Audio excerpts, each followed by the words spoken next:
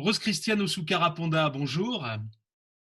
Bonjour. Depuis le 16 juillet dernier, vous êtes la première ministre du Gabon. Vendredi dernier, ce 4 septembre, vous avez présenté votre déclaration de politique générale. Il a été question du Covid, de relance économique, de gouvernance. On va y revenir. Mais d'abord, vous avez consacré une longue introduction à votre discours à la place des femmes dans votre pays, et vous évoquez ce que vous appelez le rôle décisif des pères fondateurs de la nation gabonaise dans cette place des femmes. Est-ce que ça veut dire que les femmes gabonaises ne doivent leur place qu'à des hommes? Mais comme vous saviez, la plupart des temps, ce sont les hommes qui sont au pouvoir. Vous n'avez pas vu le contraire. Et d'autres pays, le Gabon, nous avons eu des présidents hommes. D'abord le président Liamba, ensuite le président Feu Omar Bongo Ndimba et le président Ali Bongo. Et dans les différentes politiques qu'ils ont mis en place, justement, la femme était au cœur de leur politique. Tout a été fait de manière progressive afin que la femme également participe au développement d'autres pays. Donc aujourd'hui, vous pensez que vous êtes le résultat, enfin le résultat entre guillemets évidemment, d'un long processus au cours duquel les hommes politiques gabonais ont mis en avant une volonté que la femme soit au cœur du dispositif. Et comme vous le savez, la femme fait partie de cette communauté nationale. Et donc, il s'agit, et comme le dit le chef de l'État, d'une efficacité collective. Donc, ce sont les talents et les compétences qui sont mis en avant dans le cas justement des fonctions qui sont dédiées aux femmes, aux postes de responsabilité. D'où les femmes au Gabon. Nous avons des présidents de la Cour constitutionnelle, c'est une dame. Président du Sénat, c'est d'abord une dame, feu Rose Francine Rogombe. Aujourd'hui, c'est encore une femme, Mme Milebo, qui est au Sénat. Et aujourd'hui, le chef de l'État m'a fait l'honneur de me porter justement à la tête de la haute administration, qui est la primature. Donc, ce n'est pas surtout une question d'équité, l'égalité, comme le dit le chef de l'État, c'est une question d'efficacité collective et des talents et des compétences que l'on veut mettre en avant. Pour revenir à votre discours, à votre déclaration de politique générale, la crise sanitaire du Covid-19, évidemment, a occupé une large place dans cette intervention. Comme la plupart des pays de la planète, la pandémie a mis le Gabon à l'arrêt. Avant d'évoquer votre plan pour relancer l'économie du pays, un mot de la situation aujourd'hui. 53 morts à ce jour, 8600 cas. Est-ce que le Gabon gère bien cette crise du Covid, à vos yeux? Le Gabon gère bien cette crise liée à la Covid-19 dans la mesure où nous avons pris le principe de précaution, le principe de vigilance afin de contenir cette pandémie-là. Vous saviez comme nous que la pandémie a commencé en Chine, après en Europe, et l'Afrique a été frappée un peu plus tard de cette pandémie-là. Donc nous avons mis en place des mesures en termes de fermeture d'abord des frontières, en termes du confinement le Grand Libreville compose Libreville, la capitale, le Ntoum, la province de la commune de Ntoum, de Congo, Owendo et Akonda. Il fallait les fermer parce que les 3 quarts de la population vivent dans le Grand Libreville. Donc, pour éviter que la propagation n'aille à l'intérieur des autres provinces, c'est-à-dire les 8 autres provinces, il fallait fermer les commerces également et d'autres activités qui pouvaient justement permettre une propagation de cette pandémie-là. Et je crois que le Gabon peut être fier, et je tiens d'abord à féliciter les Gabonais qui ont été très responsables en acceptant ce confinement-là. Il faudrait remercier également les forces de défense et de sécurité et surtout le personnel de santé qui, jusqu'à aujourd'hui, prennent en charge les déclarés positifs de cette pandémie-là. Et je crois que nous pouvons être fiers de la gestion liée à cette pandémie, la Covid-19. Alors, l'opposition et un certain nombre d'ONG réclament un audit indépendant sur les aides perçues au titre de la lutte contre le Covid qui, selon l'opposition et les ONG en question, auraient enrichi une petite élite. Qu'est-ce que vous leur répondez? Vous saviez que le chef de l'État lutte contre l'enrichissement illicite. Il a mis en place des outils tels que la commission de lutte contre l'enrichissement illicite. Il a créé un ministère chargé de la promotion de la bonne gouvernance et il vient encore de créer récemment l'autorité nationale de vérification et d'audit. C'est pour dire que nous avons des outils qui sont là et que cette gestion justement liée à la Covid a été faite de manière transparente. Et je peux vous dire, mon prédécesseur, le Premier ministre Julien Kogo-Bekale, a même demandé aux députés, lorsqu'il était passé tout dernièrement à l'Assemblée nationale, lorsqu'il avait encore cette fonction, de mener une enquête parlementaire sur la gestion justement des ressources liées à la prise en charge de cette Covid. Bon, c'est normal, hein? L'opposition joue son rôle d'opposant, ça c'est tout à fait normal, mais il faut savoir que la lutte contre la corruption, la bonne gestion des ressources budgétaires et financières, c'est du chef de l'État.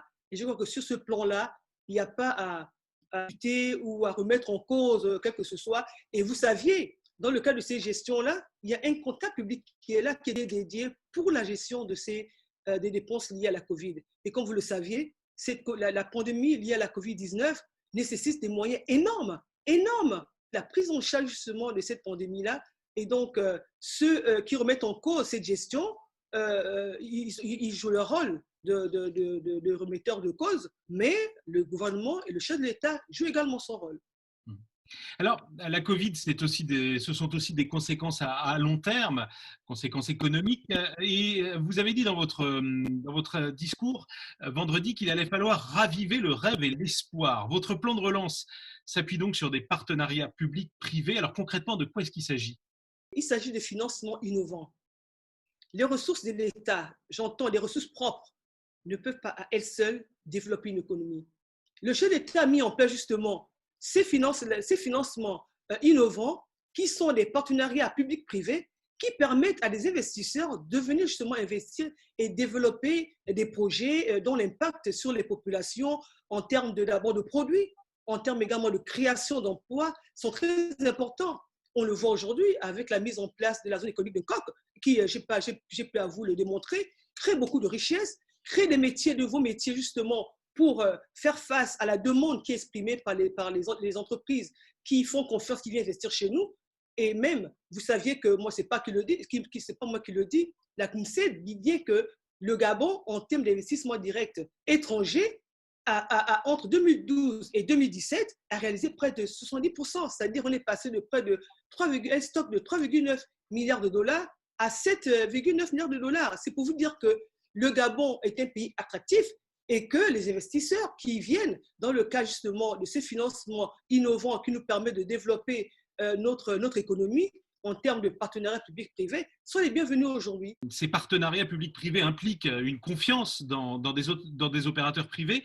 Quelle garantie vous avez de leur solidité économique, par exemple? Mais le cadre juridique et réglementaire du Gabon, il est déjà créé. L'environnement des affaires est créé. Et le Gabon est un pays paisible. Et ça, c'est un atout considérable parce que le risque pays est également très important. Et lorsqu'un investisseur vient justement financer des projets sur des financements privés dans un environnement où la stabilité politique est de mise, l'environnement des affaires est propice, on va renforcer cet environnement des affaires-là. Le cadre juridique et réglementaire, il est déjà créé. Maintenant, autre rôle, le rôle du gouvernement que je conduis, sera de suivre de très près cet environnement qui est déjà propice à l'attractivité justement de nouveaux investisseurs pour faire en sorte que les projets et les commandes de ces entreprises-là se fassent sans anicroche dans la mesure où aujourd'hui les frontières s'ouvrent au fur et à mesure pour permettre à ces derniers de venir s'installer dans notre pays. Parmi les exemples de partenariats publics-privés, vous évoquiez vendredi les travaux autour de la Transgabonaise. Donc, c'est une route qui va traverser le Gabon du nord au sud-est sur près de 800 km et qui devrait être livrée d'ici 3 ans. Vendredi, un député de l'opposition vous a rappelé qu'il a fallu 7 ans pour construire une route de 7 km à Libreville. Alors, comment est-ce que vous comptez vous y prendre pour construire aussi rapidement cette Transgabonaise sur laquelle le Gabon compte beaucoup d'ailleurs? Vous savez, comme je le disais, l'opposition joue son rôle. Il joue son rôle d'opposant. Le chef de l'État a pris un engagement vis-à-vis de la nation gabonaise de construire justement la Transgabonaise qui va traverser plusieurs provinces et dont le linéaire est de près de 700, un peu plus de 750 km de route. Toutes les études, les appels d'offres ont été déjà arrêtés. Des travaux ont débuté. 2020, un gouvernement a été mis en place pour le suivi de la réalisation effective de cette transgabonaise. Donc, j'invite les députés opposants d'attendre 2023 ou encore de voir le taux d'exécution de ces travaux-là qui sont déjà lancés et en 2023, il va se prononcer. Mon rôle à moi est de faire exécuter ce projet de la transgabonaise qui va nécessiter la création de plusieurs emplois et la participation également des petites et moyennes entreprises pour lesquelles, vous savez, c'est un tissu très important et qui peut relancer et rebooster l'économie gabonaise. Alors, l'un des enjeux également de l'économie gabonaise, c'est de faire rentrer à nouveau de l'argent dans les caisses de l'État, puisque le pays est souffre notamment de la baisse du prix du pétrole. Vous avez promis plus de rigueur, par exemple, vendredi, dans le prélèvement et le contrôle de l'impôt. D'un autre côté, certains économistes, je pense à Maïs Moussi, qu'on reçoit souvent sur TV5 Monde, vous reprochent de surendetter le Gabon par le recours systématique aux emprunts. Est-ce que vous allez continuer la politique d'emprunt de votre prédécesseur? Le dernier gros emprunt, je crois que c'était en février, 1 milliard de dollars. Que ces derniers nous disent quelle est l'économie du monde qui n'a pas développé justement son pays en s'endettant. Quand on fait un endettement, c'est pour développer justement une économie. On ne peut pas développer une économie sur la base de ressources propres. Et dans la mesure où, vous le dites si bien, le Gabon, le produit qui fait en sorte que nous ayons des ressources aujourd'hui budgétaires très importantes, c'est le pétrole. La mise en place justement de la diversification de l'économie qui a été lancée depuis plusieurs années par le chef de l'État produit déjà ses effets. Vous avez au niveau du secteur bois, et l'endettement est là pour justement donner une bouffée d'oxygène à nos entreprises pour créer de l'emploi. Et aujourd'hui, la dette gabonaise, si les bailleurs de fonds ou les banques qui prêtent au Gabon n'avaient pas confiance au Gabon, on n'aurait pas cet endettement-là. On ne prête qu'aux riches. Le Gabon rembourse toujours ses dettes. Aujourd'hui, on a une contraction de l'activité économique, c'est tout à fait normal. Et le poids de la dette sur justement le produit intérieur peut être important. L'économie va reprendre, eh ben, ce taux d'endettement va diminuer. Donc, l'économiste Maïs me prouve que tous les pays qui sont développés aujourd'hui eh ben, ont développé leurs États sur la base de ressources propres, qui me le prouve. Quand il va me le prouver, eh ben, je pourrais lui répondre après. Alors, Madame la chef du gouvernement, les députés de l'opposition ont réclamé vendredi la libération des prisonniers politiques et vous avez répondu qu'il n'y avait pas de prisonniers politiques. Pourtant, l'ancien député Bertrand Zibi ou encore Pascal Ouyougou sont en prison parce qu'ils ont contesté la réélection d'Ali Bongo. Ce ne sont pas des prisonniers politiques? Je répète encore sur votre antenne, il n'existe pas de prisonniers politiques au Gabon. Les compatriotes qui ont été interpellés par la justice sont des prisonniers de droit commun. Et ça, je le répète, il n'existe pas de prisonniers politiques dans notre pays. Ils ont commis des infractions, regarde, des éléments qui rentrent dans les aspects de droit commun. Et il y a la séparation des pouvoirs entre l'exécutif et le judiciaire. Et le judiciaire va clarifier justement ces éléments-là. L'exécutif, que je représente ici en ma qualité de Premier ministre, ne peut pas se prononcer sur ces questions. Pour conclure, Madame la Première ministre, l'un de vos prédécesseurs, l'ancien Premier ministre d'Omar Bongo, Léon Mébiane, avait prononcé cette phrase célèbre au Gabon aujourd'hui: le Premier ministre est le chef du gouvernement, mais il ne gouverne pas. Est-ce que vous n'allez pas subir le même sort? Est-ce que vous allez avoir les coups des franches pour appliquer votre programme? Dans la mesure où le Premier ministre que je suis, Rose Christian Oskara Ponda, a eu la confiance du chef de l'État, Ali Bongo Ondimba, le Premier ministre que je suis a les coups des franches. Comme tous les premiers ministres à qui le chef de l'État, Ali Bongo Ondimba, a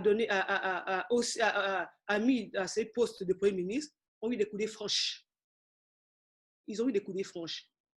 Monsieur Léon Mébiam, il a dit à un temps précis, je vous laisse la paternité des propos que vous avez prononcés tantôt, paix à son âme, parce qu'il n'est plus de ce monde.